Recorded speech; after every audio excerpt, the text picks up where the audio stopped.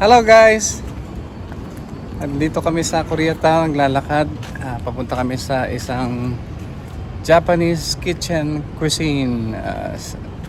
Tawag doon ay Yoshinoya. Very popular dito yung Yoshinoya. Marami silang variety sa kanilang mga menu. Masarap din siya. May mga bowl, merong large sizes. May mga iba't ibang putahe sila, menus. Okay. Pero kung gusto talaga nila ng mga ramen, dito mo. Maraming ramen dito. Maraming ramen noodles. Ito ang kilala sa Koreatown. Mga ramen noodles. So, samahan nyo kami. And also Korean barbecue. May Korean barbecue. All you can eat. You have to cook your own food. Maraming gumagawa niyan dito. Samahan nyo kami guys. Yan guys, ang isa sa pinaka oldest Catholic church dito along Wilshire. And dito maraming mga buildings.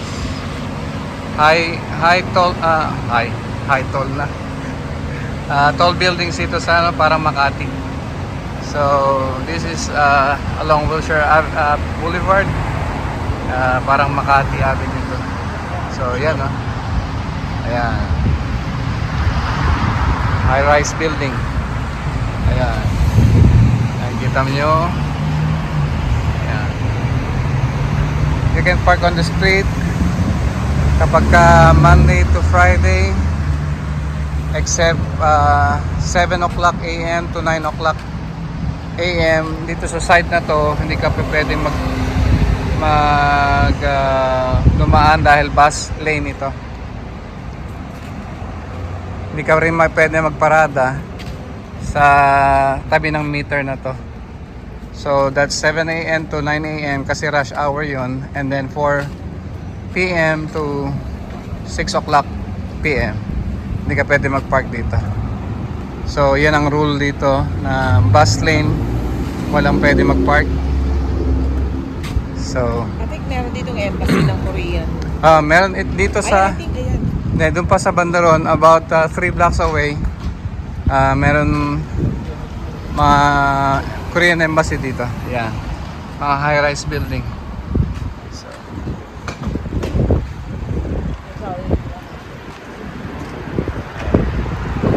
ayan. Yan ang one of the oldest Catholic church dito. I forgot the name. Pero dyan sa Catholic church na yan ay namimigay sila ng libreng pagkain every Friday morning. Maraming pumipili dyan. So tatawid kami dito guys. Naka-stop pa. Kaya na-JJ walking. So Normally pag naka-stop yung kamay, bawal tumawid. So ito, tawid ng tawid. So Ayan. how many times na naka-receive ng jaywalking ticket? Ayan ganda. Let's time. I went somewhere. Oh, in Staples 30. I like all the Ang laki no? supply stuff. Ayan. Yun ang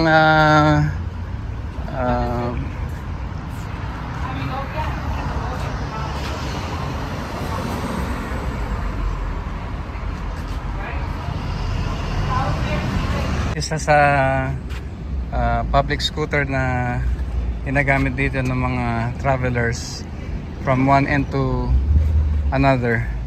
So ginagamit yan. Bali ito guys, makikita kayo, i-scan nyo lang yung QR code na yan.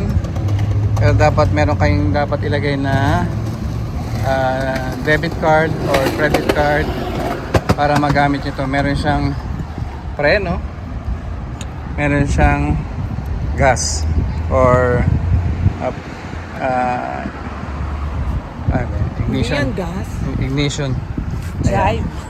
Drive. Ayan. Yan, itawag dyan ay line.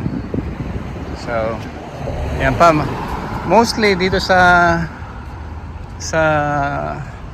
mga street na to ay full of apartment buildings. Small and big. Ang mga big apartments dito ay may mga parking sa ilalim ng building. So kasama na yun sa bayad. Usually nag-range yan ng mga above $2,000. Ang pinakababa nun siguro like this building, like this apartment. It's a tall apartment. I'm guessing mga 2,400 pinakababa dito. 1 bedroom lang yun mga guys. So ganyan ka mahal dito. Siguro yung green na yan ay mga 1,600 to 1,800 Lang, more than. or more than. Sa area doon. Depende sa area. So, Ang likod ng camera mo doon. oh, sorry. Magalaw yung aking kamay. So, gawan. Yeah. Siya ng mga tuto, pataas. Oo. Wala dito 1-4 something. 1-4. Meron mga old buildings na yung 1,400. O kaya 1,600. room lang. Oo, bachelor pad. O, ayan yung gamit ng lalaki. Ayan, ayan, yung mga bata. Hello! Say hello to the vlog! Say hello to the vlog! Ito guys ay isang school. So, elementary school this one.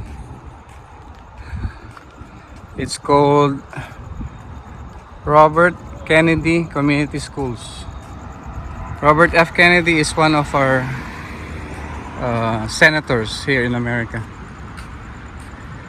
So pinangalan sa kanya. So ito ay elementary school. Maraming bata dito na ano. Ayan, Then here, if you can see, may 4-way stop dito. So you have to stop, full stop, 5 seconds on each stop. So doon sa kabilang side, meron din full red stop na ganon. So that's a 4-way stop ang tawag doon. another residential. Yeah. Yan. Ito ay isang driverless Car. car na taxi dito sa Amerika. Yan. Walang driver yan. Driverless, walang driver yun. So, ang isang ginagamit ng mga fire department dito, isang fire hydrant dito. So yung may red spot na yan alongside ay hindi ka pwede mag-park dyan. So fire truck lang ang pwede mag-park dyan. Dito sa side na to ay walang meter. So pwede ka mag-park dito anytime for 2 hours only. Ayan. Ito yung bakod ng school. Mahaba tong school guys. Here guys, we're in the corner of 8th and Catalina Street, and as you notice that there is this food truck, a Mexican food truck. A lot of food trucks roam around the areas. They go from one place to another, especially on near a construction site where laborers or workers go for their lunch or for their snack. So this is pretty much the setup. Apartment buildings are nearby where you can buy ramen noodles, or that's like near this place is we have Taco Bell. You can buy tacos, and as you can see, a lot of apartment buildings. There are liquor stores too. Liquor store here, they accept EBT. EBT is for less fortunate people. That's a card issued by the government for them to purchase something in the store free of charge, and as issued by the government. So this is Crossing the street? yeah, we're crossing the street. Not yet, not yet. Please Okay. stop. So Can we cross now? I No, think no. so, right? not yet. We're just gonna over there. That's downtown LA. If I'm gonna zoom, that's one of the tallest building in the downtown LA. That part. It's the USB Bank. US Bank, I'm sorry. That's one of the tallest building in downtown LA. And you can find also over there Staples where Lakers play, basketball team Lakers, but it's called now Crypto Arena. They changed it and it's under a new Let's go. management. So as you can see, these are Mexican people that roam around with their businesses. You can that guy is selling flowers right here. Let's go inside. Let's take a look. Let's take a look at the store. Here is a liquor store. They have their own. I'm surprised that they are not all selling liquors. They sell.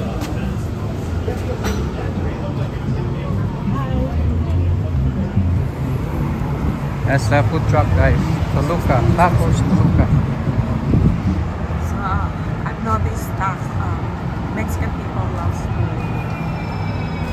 build a business like that, food trucks. Right. They love selling. Yeah.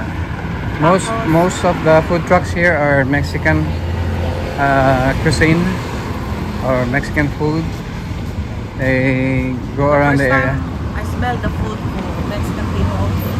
Honestly, I really don't like it, but when I taste the food, it was so delicious, and that's the time I becoming more in love with Mexican food. There are some foods that I cannot tolerate, especially the smell, but like, what was that? The name of the Burrito, No. tacos, the fries, something? fries asada. Yeah, I like that so much. It has beans, it has meat, it has fries, and they are putting a lot of cheese on it, and it was so delicious. And also there is one menu that we like to get. What we call it? I forgot actually the name of those food, but those are delicious. Are we on the correct path? Yeah. So, guys, life in here in America is not that easy. Yeah. You have to work. Yeah, work. You have to work. Not only work, but work harder because Uh-huh. everything is expensive, literally. So, from water to food, cars like that are you can call it necessity, you know. But the insurance is literally bloody expensive.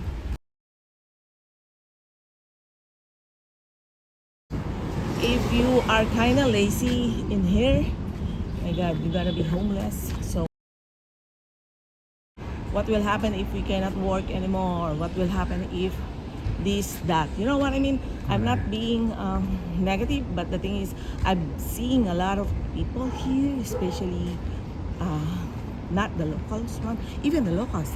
We've seen homeless. Here, guys, if you live in an apartment and for example, that you are out of a job, it will be hard for you to stay in an apartment. They have all the legal rights to evict you. They're gonna giving you a warning signs at the door of your house, reminding you that you need to pay. You know what I mean? So, I'm not saying that Americans are heartless, but no one is above the law. What I mean, Right. you know. So,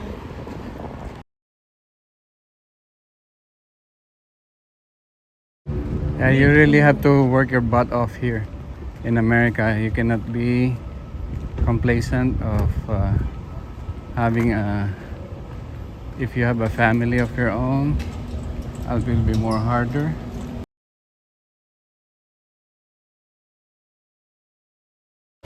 I can say thank you, praise the Lord, glory to God. We are blessed.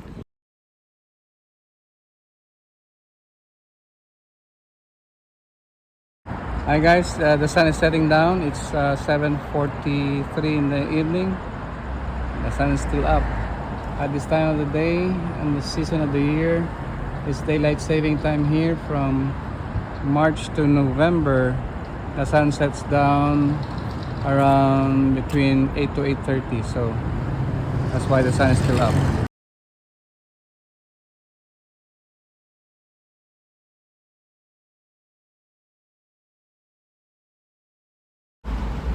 for the budget meal, kung gusto niyo makatipid.